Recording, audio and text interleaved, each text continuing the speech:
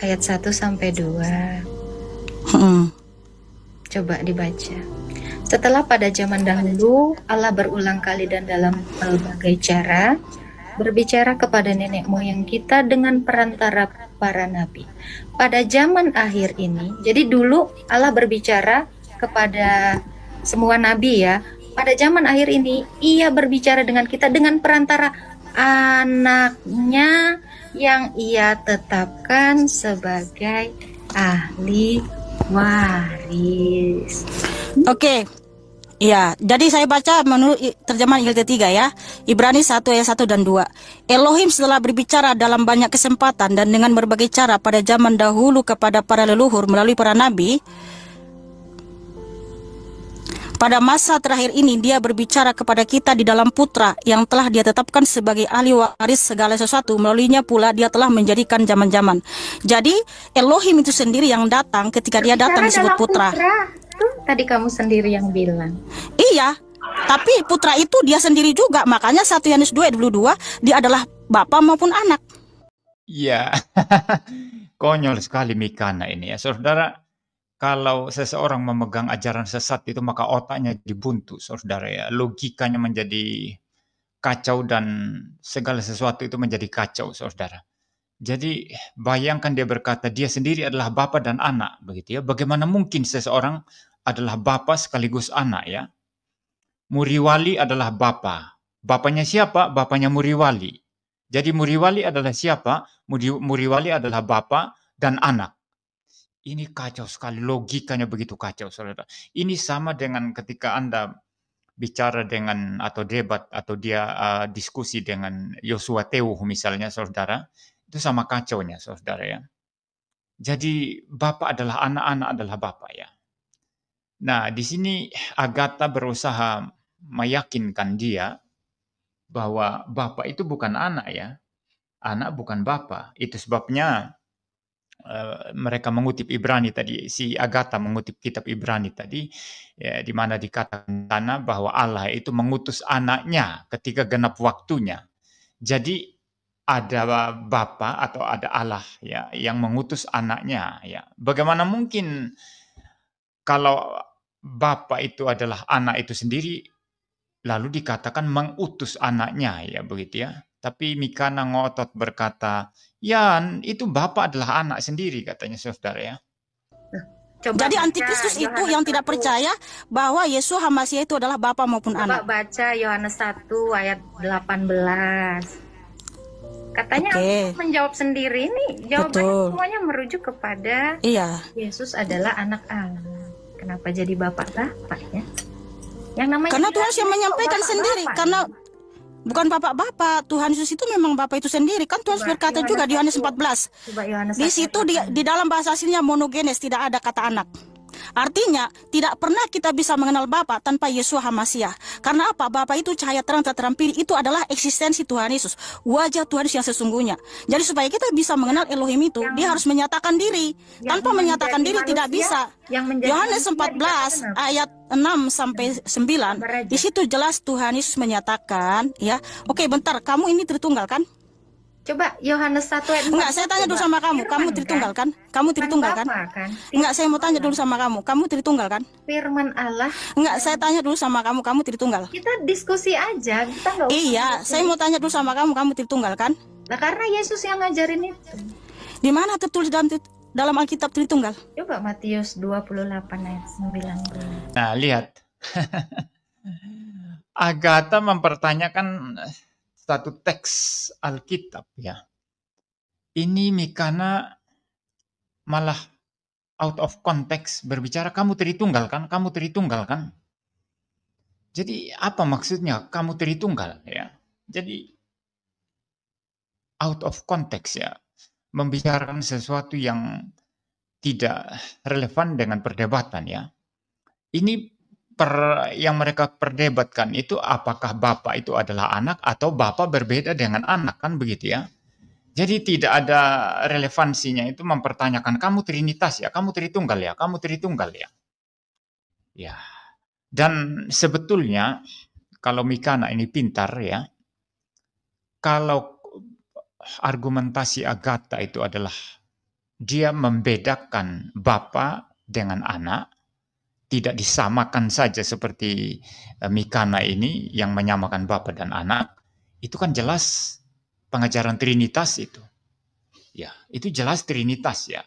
Jelas Agatha mengatakan anak adalah Allah, bapa adalah Allah ya. Bapa dan anak itu ya nggak bisa nggak bisa dipisah, nggak bisa dibagi, dicerai-beraikan. Hanya satu hakikat ya, hanya satu ya begitu ya, satu Allah ya.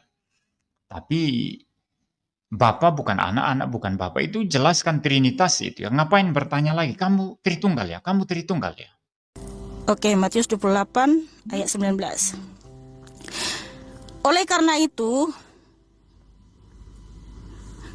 pergilah, jadikanlah semua bangsa muridku dan baptislah mereka dalam nama Bapa dan Anak dan Roh Kudus. Di mana di sini Bapak dan Tritunggal? anak, bukan bapak dan bapak. Ya, di mana di sini Tritunggal? Gimana ini? Bapak dan anak. Di situ di bukan mana bapak tertulis dan bapak. Tritunggal? Di mana di situ Loh, tertulis itu Tritunggal? Bapak dengan Kamu tahu nggak anak konsep dan Tritunggal? Kamu tahu nggak konsep Tritunggal? Roh. Tahu. Yohanes, Apa? Coba apa baca. konsep Tritunggal di abad kedua? Yang pertama siapa yang mencetuskan Tritunggal? Ini Yesus sendiri yang ngajarin ya. Yohanes 8 ayat 42 baca. Ini Yesus mau ngajarin Bentar, sabar. Matius 28 ayat 19. Iya, di sini di mana tertulis Tritunggal? Coba baca. Yohanes 8 ayat 42. Aku dan datang Matius. Bapa. Iya. Yohanes 15 ayat 26. Roh Kudus datang dan keluar dari Bapa. Jadi baik firman, karena Yohanes 1 ayat 14 dikatakan firman menjadi manusia. Berarti bicara Yesus kan. Berarti firman dan Roh Kudus itu satu. Yang saya tanya, konsep Tritunggal paham nggak? Konsep Tritunggal paham nggak? Jelasin tadi. Enggak, jelaskan dulu konsep Tritunggal. Itu barusan tadi saya jelasin. Nah, karena Yesus yang ngajarin itu. Di mana tertulis dalam Alkitab Tritunggal? Coba Matius 28 ayat 9. Nah, ini Agatha ini menjawab kurang teliti ya. Kurang teliti mendengarkan pertanyaan Mikana. Pertanyaan Mikana sebetulnya di mana tertulis Tritunggal? Yang dia maksud itu adalah istilah Tritunggal di dalam Alkitab itu di mana? Nah, ini pernyataan paling kacau dari semua orang yang mengajarkan oneness Pentecostalism, termasuk Joshua Tewuh dan yang lainnya, saudara. Ini pertanyaan paling kacau. Kenapa? Kekacauannya ada dua. Yang pertama, mereka ini mengajarkan satu ajaran yang disebut sebagai oneness, ajaran oneness. Atau dalam sejarah itu ada istilah Sabellian atau Praxean ya. Ajaran yang diajarkan oleh Praxeas, tapi kemudian lebih ngetop itu ketika diajarkan oleh Sabellius, maka dikenal sebagai ajaran Sabellianism. Ya. Nah, jadi ajaran yang mengatakan Yesus adalah Bapa, Bapa adalah Yesus, Bapa adalah Roh Kudus, Roh Kudus adalah Bapa, Yesus adalah Roh Kudus adalah Yesus, itu biasa disebut sebagai ajaran Sabellian atau juga ajaran oneness Pentecostalism. Kenapa disebut oneness Pentecostalism? Karena dipegang oleh sebagian minoritas orang-orang dari kalangan Pentakosta. Ya, maka disebut oneness Pentecostalism. Nah, mereka ini kira itu adalah ajaran mereka sendiri ketika mereka membaca Alkitab, tapi buta bahwa dalam sejarah ajaran semacam ini sudah diajarkan dan istilahnya itu adalah ajaran Sabellian atau ajaran oneness. Ya, seperti itu saudara. Ajaran Sabellian atau ajaran oneness. Nah ini kekacauan yang pertama saudara ya. Ya, mereka getol menyebut istilah Trinitas, tapi mereka pantang untuk menyebut diri mereka oneness. Ini kekacauan yang pertama. Saya ulang ya, mereka getol sekali menyebut istilah Tritunggal Trinitas terhadap orang-orang yang memegang ajaran Trinitas, tapi untuk diri mereka nggak mau biasanya itu disebut oneness. Mereka biasanya, kami hanya kembali kepada Alkitab, padahal yang mereka ajarkan itu adalah ajaran oneness. Kalau mereka tidak mau mengakui itu, mereka adalah pencuri-pencuri yang mencuri ajaran Sabellius, yang mencuri ajaran Praxeas, yang mencuri ajaran orang-orang Pentakosta zaman dulu, yang mengajarkan oneness Pentecostalism atau di Amerika itu sering dikenal sebagai ajaran Jesus only. Oh, berarti Anda tidak mengerti Tritunggal. Firman di dalam Bapa, Tritunggal itu Roh Kudus di dalam Bapa, dalam satu hakikat Allah. Makanya aus ya. berarti ini nggak ngerti Tritunggal, teman-teman. Aduh. Loh, itu kan Yesus yang ngajarin. Aku datang dan keluar dari Bapa. Yesus nggak bohong dong. Apa kamu mau bilang Yesus bohong demi konsepmu yang oneness itu?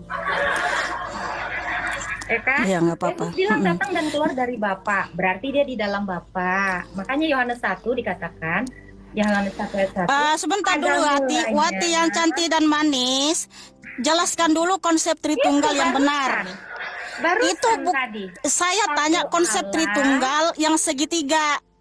Jelaskan dulu. Pencetusnya siapa Tritunggal? Itu tadi udah saya jelasin. Bapa. Pencetus Tritunggal siapa? Firman, punya roh di dalamnya. Enggak seperti itu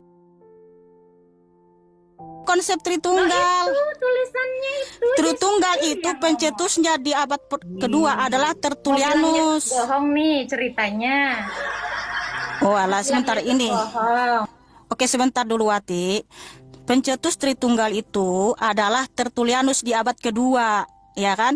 Dengan segitiga diagram perisai. Bapa bukan anak, anak bukan Roh Kudus bukan Bapa, tapi hakikatnya Allah.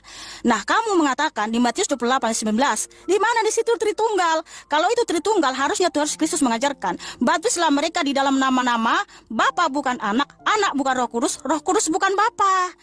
Kamu tahu nggak konsep Tritunggal? Tritunggal itu pencetusnya adalah Tertullianus di abad kedua dalam bahasa Latin, una substantia tres personae, di mana kata pribadi itu berasal dari bahasa Latin, yaitu personae. Makanya personae itu bermakna topeng, orang, manusia. Jadi Bapa bukan anak, anak bukan Roh Kudus bukan Bapa. Nah, di mana di sini mengajarkan, ya, baptislah mereka di dalam nama-nama, Bapa bukan anak, anak bukan Roh Kudus bukan Bapa. Waduh.